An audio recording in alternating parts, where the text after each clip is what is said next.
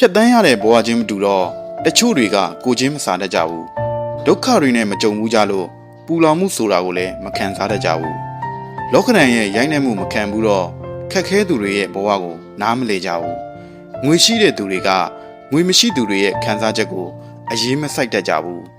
ဂုံရှိသူကဂုံမဲ့သူတွေကိုအထင်အမြင်သေးကြတယ်လူတွေတော့လူတွေပါပဲပညာဂုံစည်းစိမ်တွေကြောင့်အဆင့်အတန်းခွဲခြားခံကြရတယ်ချမ်းသာသူတွေကသာတိလရှိတယ်ထင်ကြတယ်စိတ်ကောင်းရှိတယ်ထင်ကြတယ်ဒါတွေဟာပုံပန်းတွင်ပြင်ကိုအကဲဖြတ်ပြီးအဆင့်အတန်းခွဲခြားကြတာပါပုံပန်းတွင်ပြင်ကိုကြည့်ပြီးတော့လူတစ်ယောက်ရဲ့ဖြစ်တည်မှုစိတ်နေစိတ်ထားကိုလက်လွတ်စပယ်တန်ဖိုးမဖြတ်မိပါစေနဲ့လူတစ်ယောက်စီတိုင်းဟာ